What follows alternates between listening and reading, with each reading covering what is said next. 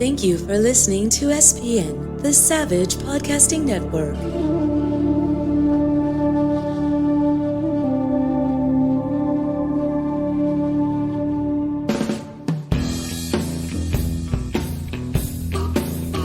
You're listening to The Stephen Savage Show on the Savage Podcasting Network. And now here's your host, film and television director, Stephen Savage. Thank you, Andrea, and welcome everyone to yet another episode of The Stephen Savage Show, the official podcast of the Idlewild International Festival of Cinema and the Scotland International Festival of Cinema.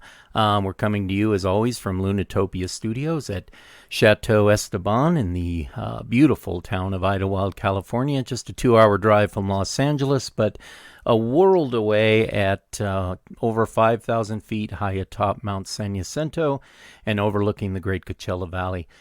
Just a quick note on some upcoming guests to the podcast in the next few weeks. My good friend Oscar and Golden Globe nominated actress Ann Archer will be returning to the podcast to talk about her brand new series entitled Paper Empire, along with a supermodel and animal activist, Joanna Krupa, who will likewise be on the show very soon, as will Scottish actor Angus McFadden from such great films as Braveheart, The Lost City of Z, and the popular AMC series Turn, and my great friend Irene Bedard from Westworld, Longmire, and of course the voice of Disney's Pocahontas, so she'll be on as well. But today we're doing one of our Cosmic Radio editions, all music editions of the show, and featuring a young lady whom I've actually been a fan of since the day I first met her about 5 years ago. She's a singer-songwriter and recording artist, as well as a hardworking actress who's been making waves, especially in the independent film and television world, where something close to my heart, of course. Add to that the fact that she was a guest actor on an episode of my true crime history podcast, Fatal Gothic, which I will be reposting next week to follow up on with this interview. It's an episode called John Lynch, Australia's First Serial Killer. And once you hear this lady's accent, you'll understand why we had her on that show.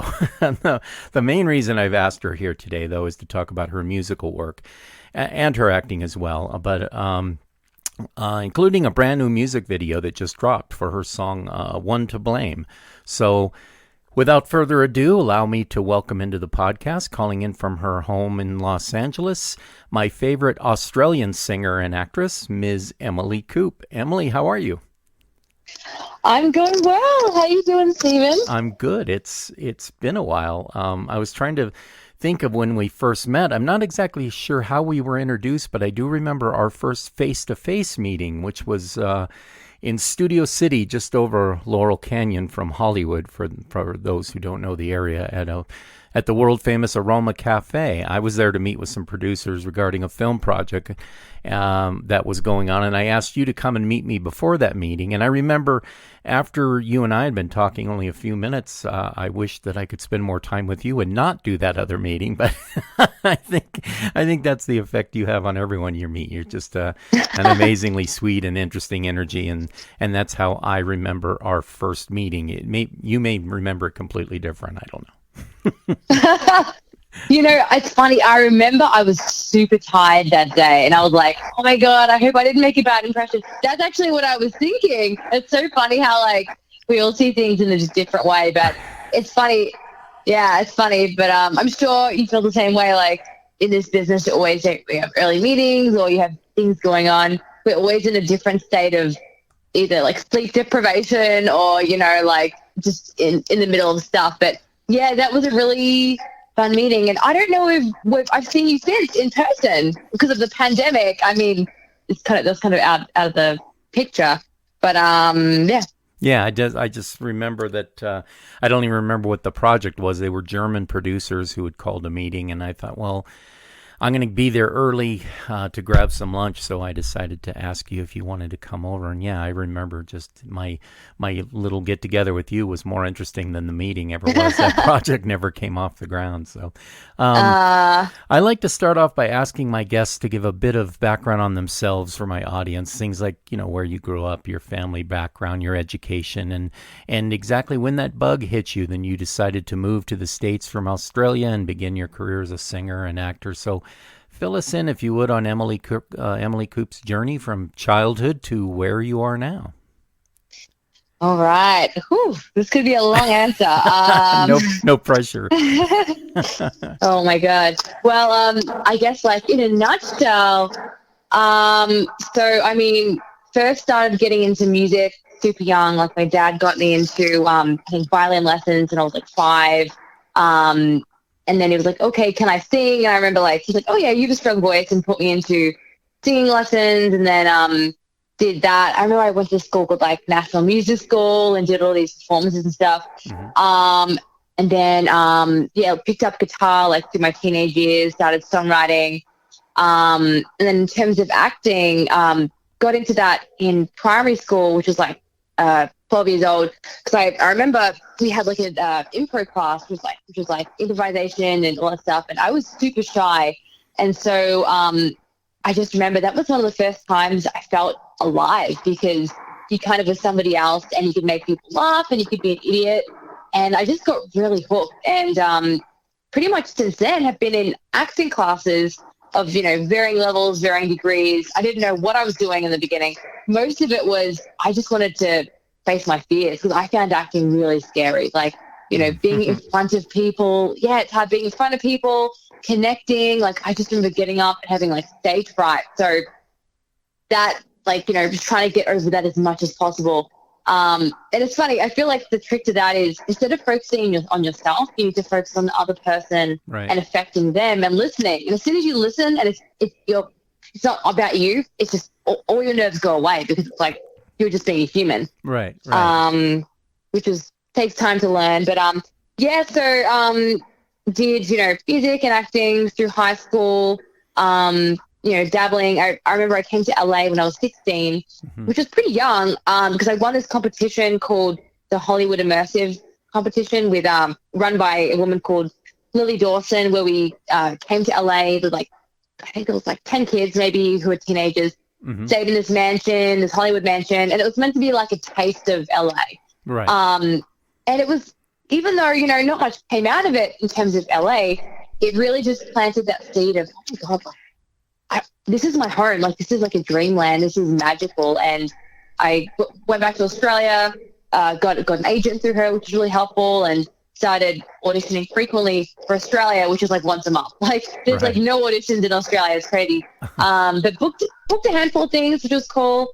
And then after high school, I did this course called TAFTA. It was like a 20-week full-time course. And then did that, did some indie things, was auditioning, but wasn't like getting much. But it's cool. I actually just booked a play, which was really cool, just before I moved here. And I felt like things were actually starting to heat up, because this play was sold out every night. I was playing a Middle Eastern person from Gaza, so I had to wear a hijab and had to do like a Palestinian accent, and it's like maybe one of the best things I've ever done. But when I was 18, ended up entering the green card lottery, so that's how I got my visa to come here. So, and it's funny, I really struggled with self-belief back then a lot. Like, I didn't think I didn't believe myself, or I was like, in Australia, like, can I make this a reality? I'm not like fully white, don't really fit into the stereotype of Australia. So I didn't even check the results for the green card for like 3 months. And then I was like, oh, I'll check it. And I won. So I was just like, it's meant to be. I'm meant to be here. Yeah. So moved here. And yeah, I've been here for a few years since. And yeah, it's definitely been a journey of, in the first 2-3 years, just survival, I think. Figuring out how to survive and navigate LA, how to, make friends, be healthy. I've definitely been auditioning ever since I got here, pretty much. Music, I got back into it 3 years after I moved here, just because having a job and doing acting was stressful enough. That's a lot on my head, and just trying to figure everything out.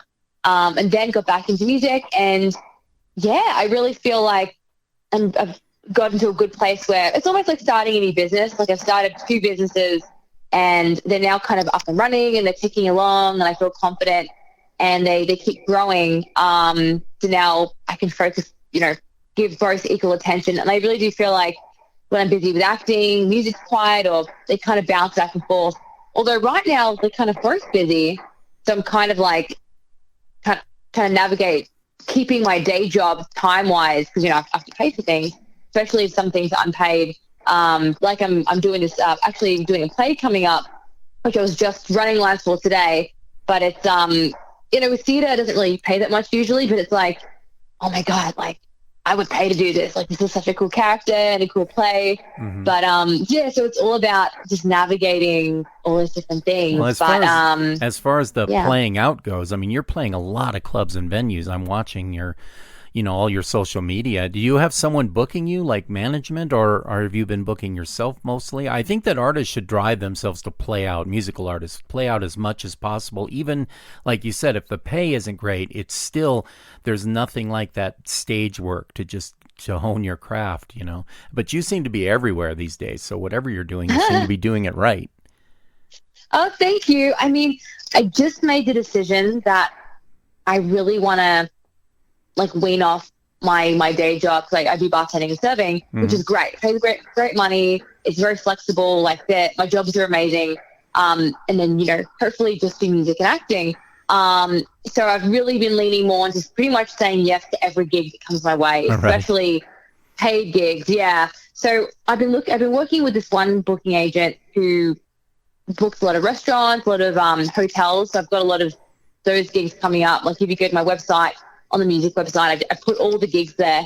But yeah, they all pay pretty well. And then, there's private events and all that stuff. So these are mostly cover gigs. Right. But talk about honing your craft. Like, if I'm playing 3 hours 2-3 times a week, it's just, in terms of even like with acting, your nerves, like my nerves will just be gone after a while. Like, well, it's just that practice. Yeah, it's just the doing it. When my band in the early '90s, we had a record deal with A&M Records, and we were doing these tours of all over the United States, playing cover tunes 5 nights a week.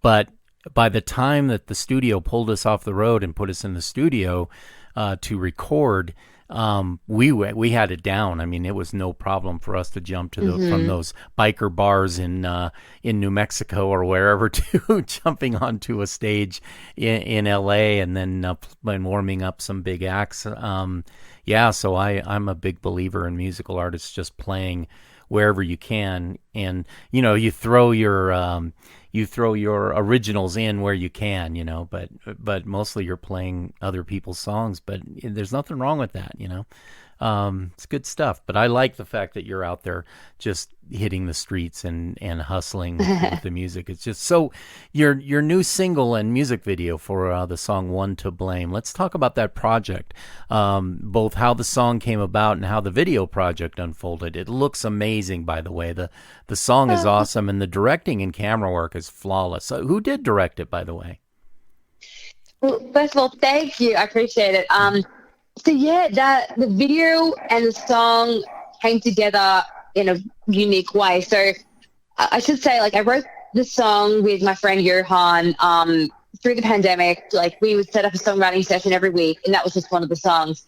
I remember I was inspired by one of Taylor Swift's songs, Folklore, how she always would go down on the chorus. Like, usually in choruses the melody goes up and it's more heightened, and it's like, we were experimenting with the idea of going down and playing a character because, she was abused and kicked out of her car and whatever.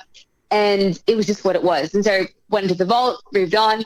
And then I ended up booking this film called The Crossroads, where I played singer-songwriter, shot in Arizona. And the director was like, hey, like, we'd love to put some of your music in the film.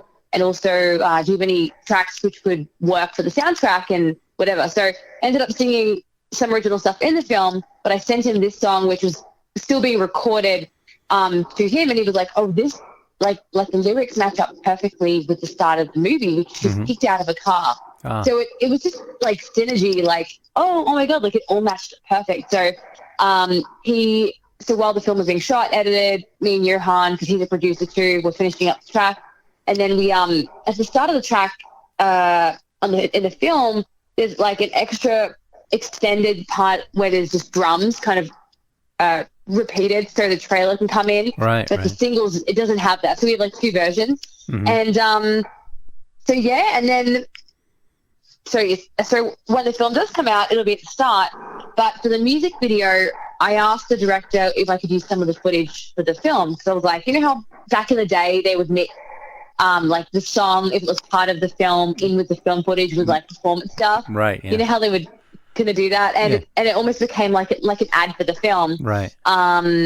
So I asked Doug, the director, he said, yeah, like that's totally fine. I asked Nick, the other actor, I asked the writer, they're like, yep, go for it. And so I ended up shooting extra footage with this guy called Chris from Vaz Media. He just offered to do it. He's like, hey, I'd love to do something. And so we went to Joshua Tree one day, shot all the desert stuff, all the performance stuff, which was great. I think he used like a black magic, and we had an assistant. It was great.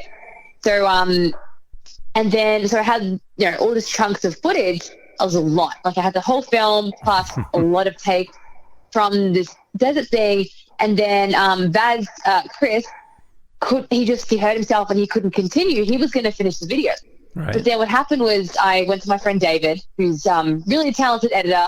I pretty much said, like, I don't want to sit on all this footage. Like, I want to, you know, navigate it. I don't have those editing skills myself. I don't think my laptop has the ability to have all this terabytes of footage. Like, I was like, I don't know.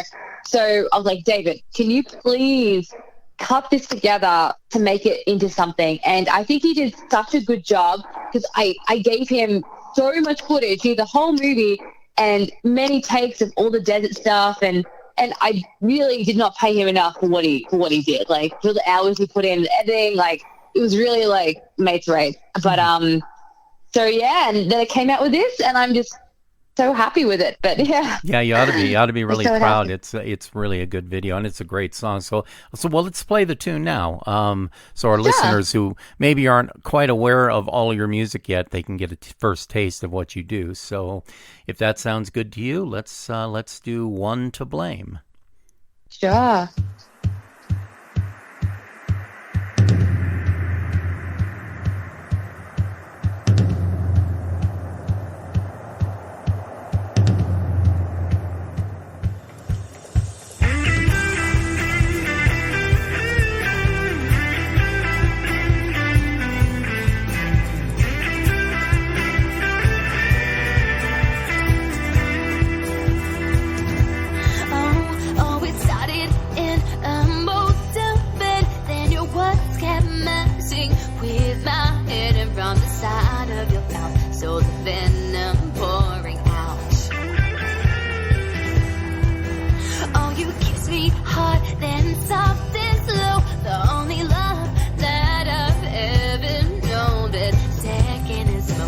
Always work to keep a girl like me around.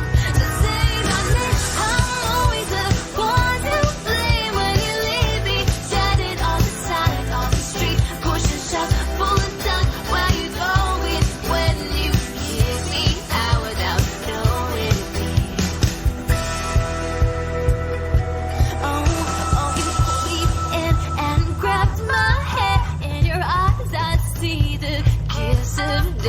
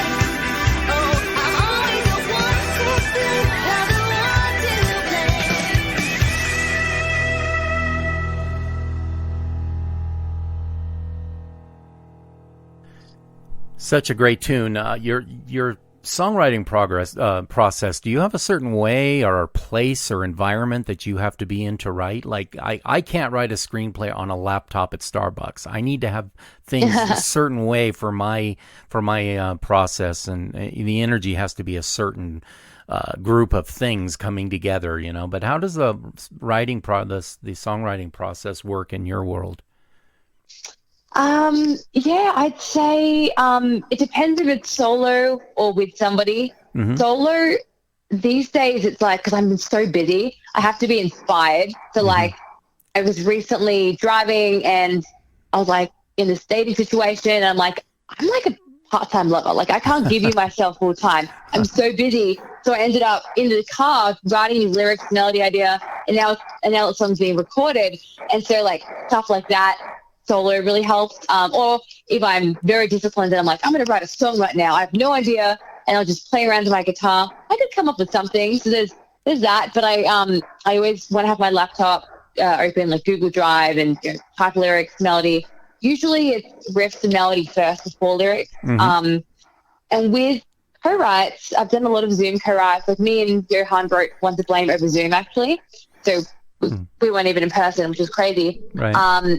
But usually, after doing many co-writes, I've developed a process which is like, if it's Zoom or in person, to always open up like a Google Drive document, like a Word doc that's shared. So whether we're in person or Zoom, we can both be editing at the same time.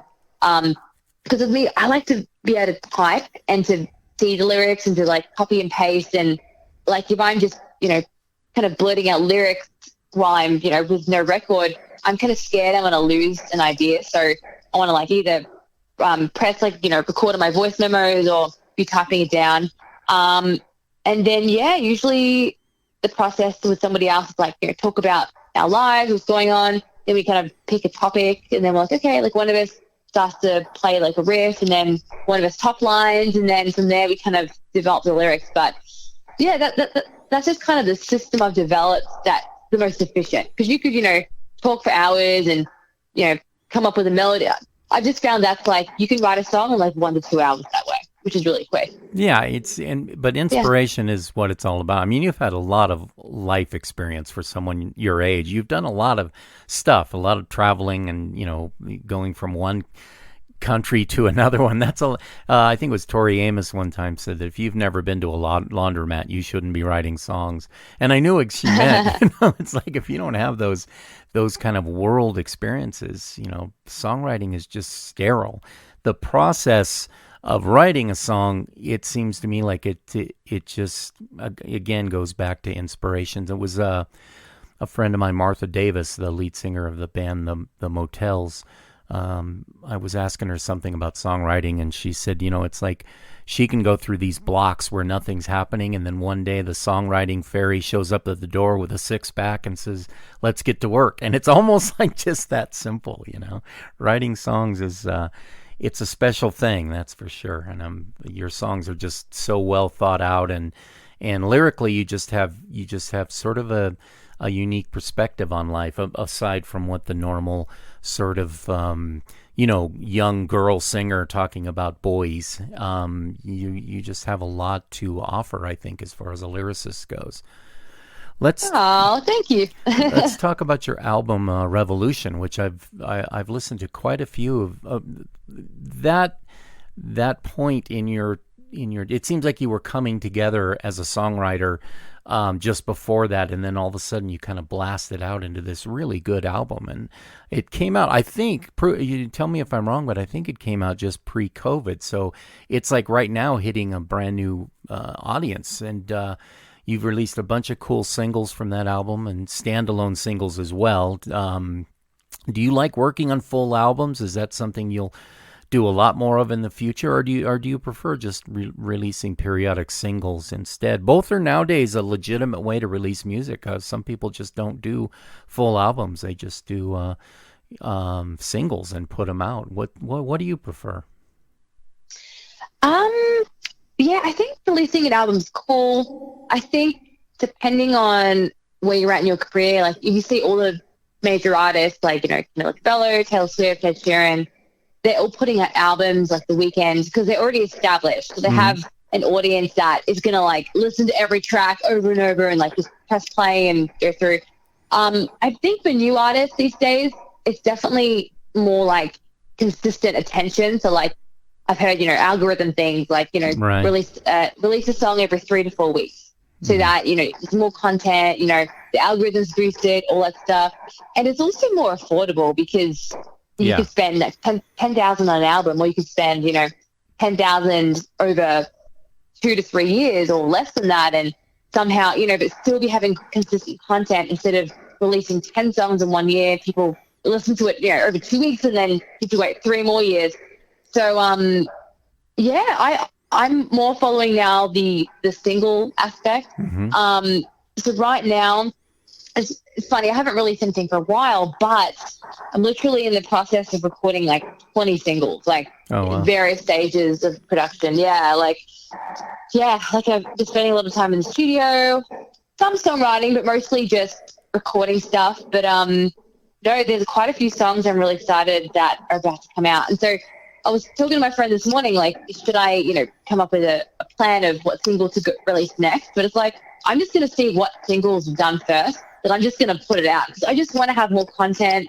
Because One to Blame feels old to me now. Like that video, I feel like I've been working on that for so long. Like I'm already on to the next thing. Like I'm so excited to put out new stuff. And it's not just, because that's kind of country, but it kind of, I don't know, like when I write, the song is like its own child. Like you're giving birth to this child, and this one's country, and this one's jazz, and this one's, you know, rock pop. Like I'm kind of just, each song is going to be its own unique thing. Like it's not going to be crazy different, but it's going to be its own thing, like own flavor.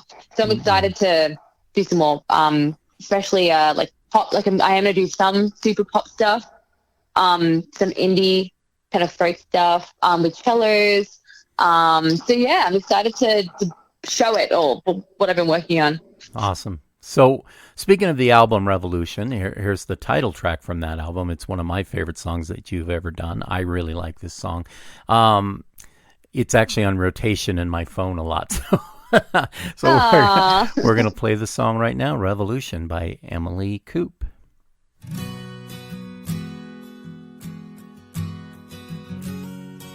You're like a China doll made out of porcelain, that if I touched you, we might break. And you're like water in my mouth after eating something sour, washing away the taste. It's so refreshing in a different way, but still in every place.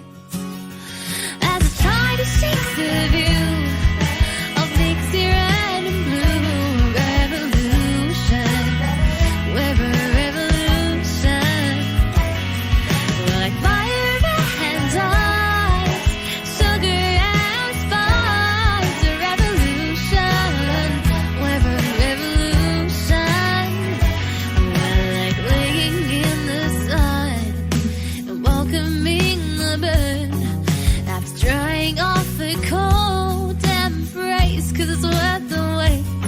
You're like standing in the rain, feeling that sting on my face. Liking the way it tastes, it's so amazing in a different way, but still in every place. As I try to shake the view of mixing red and blue. Revolution, we're a revolution. We're like fire and ice, sugar and spice. A revolution, we're a revolution. And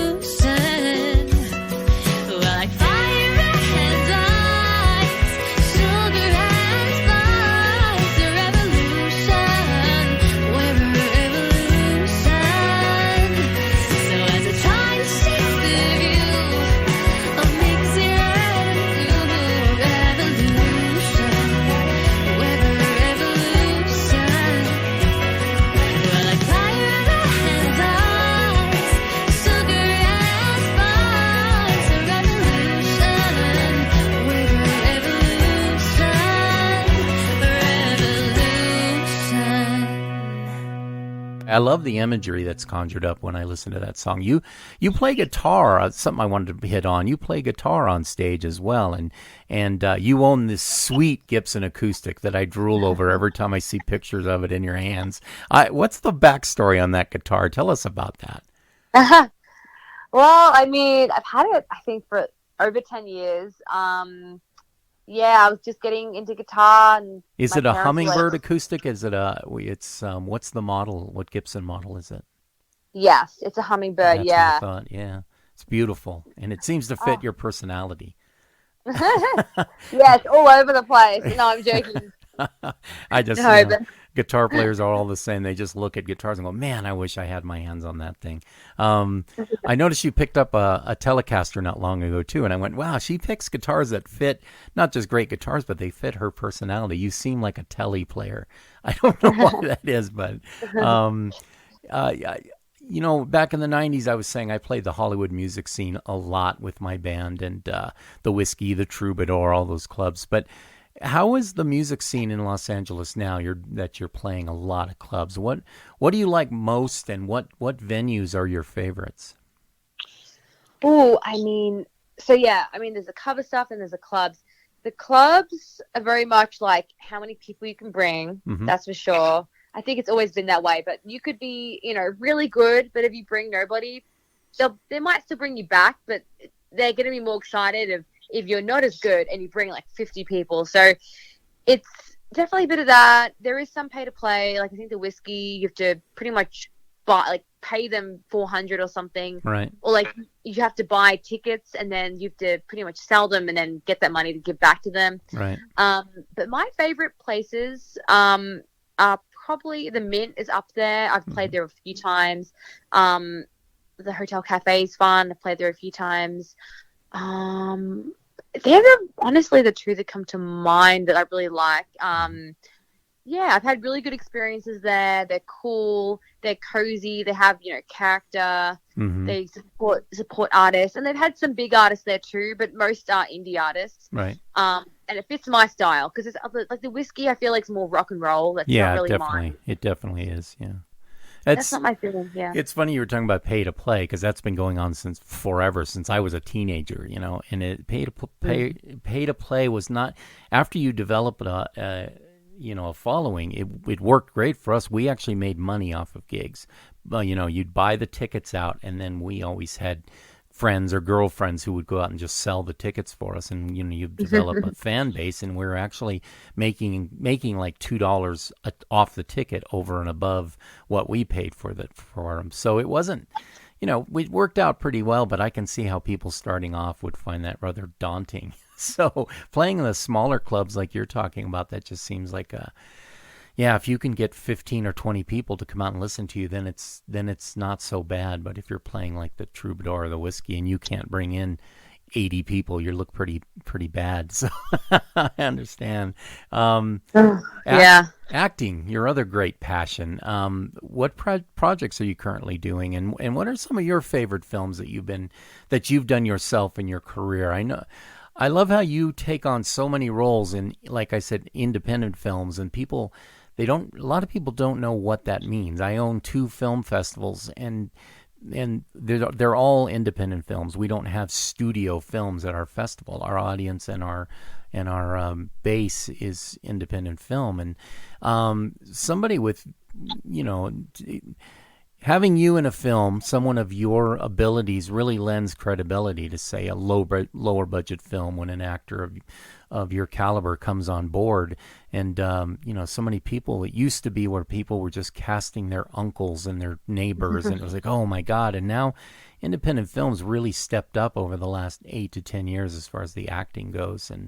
And how do you balance so much music and live performing with the acting gigs when acting, like you say, you take on a play, that's gotta be almost a full-time job, just getting ready for that performance. Oh my God, yes. Well, yeah. So firstly, the films that I like the most, that I've done on the whole indie thing, I think it's the whole thing of the more you do, the more you'll get. Because I feel like a lot of stuff I've booked recently. Most I haven't had to audition for, which is cool. Like the Crossroads, which was SAG and paid really well, like essentially. But I didn't even audition for that. I did a film that was definitely my favorite project so far. Dark Haven is another film which isn't out yet. It's still in post. I did that kind of 2 years ago actually, but I think he's still trying to raise money for the VFX. So sure, yeah. Yes, but I enjoyed that. It was a month in Chicago, so that was just being like pretty much a vacation for a month. In a different place. You get to be on set, you have a family. Like it's my favorite feeling in the world. And then like a lot of small things. Like I just shot like this past couple of weeks a small role in my friend's Christian film. I'm shooting my friend's horror film called The Package, and we've been shooting it at my house actually. My friend Gavin, I've got something coming up with him where I'm playing a singer-songwriter, an Australian singer-songwriter, who writes a song about this, phenomenon that's happening in the film, which is really cool. So yeah, I feel like I've been on set a lot this year, and I've also shot 4 commercials this year, which has been great. Oh, sweet. Yeah, commercial work's the best. It Yeah, got me through COVID, that's for sure. Yeah, it definitely helped me moving and buying a bunch of stuff, like paid for all those extra things. Sure, yeah. Yeah, so, but yeah, in terms of balancing, because like I've just booked this play that is pretty much I am the main character, in the sense of she's kind of like the underdog, and she's kind of more the grounded person that the others are bouncing off, and she has the most dialogue. So there's a lot of lines I'm learning. Like this morning, I've been procrastinating because I'm a little overwhelmed by it, but I just got the first a little bit, but I got the first 10 pages down. So I'm like, okay, cool, I got this, because the next 10 pages I'm not in that much. So I'm like, okay, I think I've got 3 weeks, I'm good. So I'm feeling a little calmer now. I've kind of started the process, but that's going to be, I need to be spending at least an hour on that a day. Right. Really. And that's, I am very busy. And then, if that's not counting any auditions that come up, I've got a couple shoots coming up too. Well, to get to the place where you're not, you say you're getting roles now where you're not even having to audition, they just hand them to you, and I think that's a great place to be. Of course, not all films are going to be that way. You're still going to be auditioning, but where are you at? Because I'll tell you, I've made a decision now, moving out of COVID and everything. I'm not doing any more taped auditions. I'm just not doing it. I've got an office, in Los Angeles now, and a place to audition people.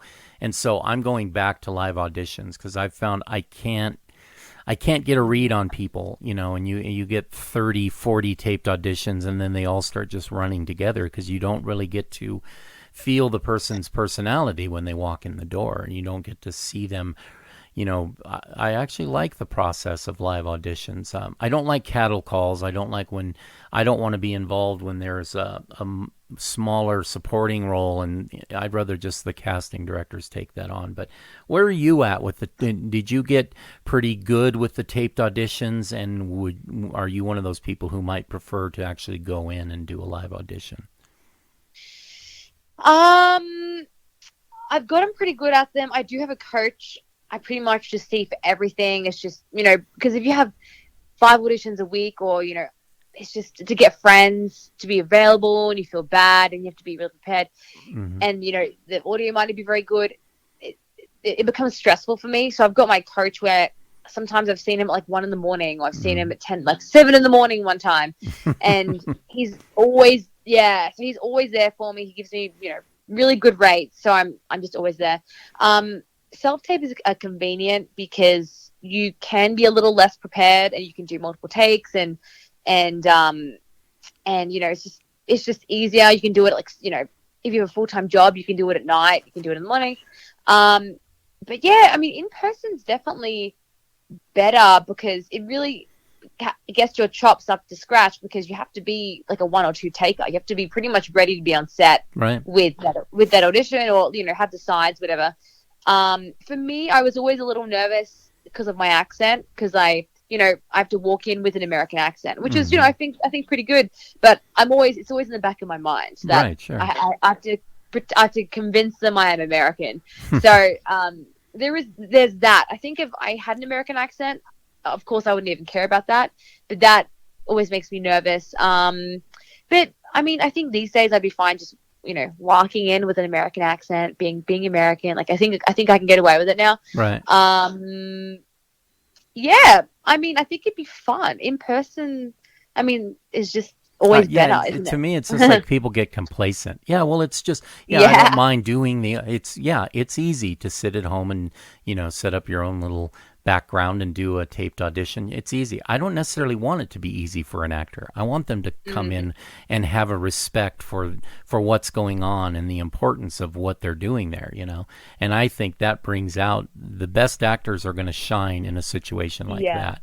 It's just the way it is. And the one thing about the COVID lockdowns and all that is it made people real complacent to step out of the norms and just go, oh, well, this is easier. And you know what? I'm going back to filmmaking that isn't easy. Filmmaking's hard, as you know. It's hard to make a movie. It's one of the hardest things on earth. And I want people to know this isn't just some, oh yeah, come on, send me an audition on tape. I want you to show up going, damn, this is important. This is good stuff. And I think just for me, it's going to bring back a whole lot of what I got into filmmaking for in the first place, and that was the developing a rapport and a working relationship with an actor. And then when I find that actor, and the fact is, you're going to have to call somebody in anyway, because if you like their taped audition, you're going to want to see them in person anyway. So why not just do it from the start? So there's my 2 cents as a director. So before I let you go, fill in my listeners on where they can learn more about you and your music and your acting. Where can you be found? I know you're all over the internet. I know your music's on Spotify and Apple Music, et cetera, et cetera. What's the best way to find out more about Emily Coupe? Well, the one-stop shop, I'd say, is just my website. It's just my name, www.emilycoupe.com. Then on there, I've got my a music tab. Pretty much from there, you can find everything. I've got my list of gigs. My IMDb's on there, photos, biography. What was I going to say? My favorite foods. No, I'm joking. But all that stuff where you can send me chocolates.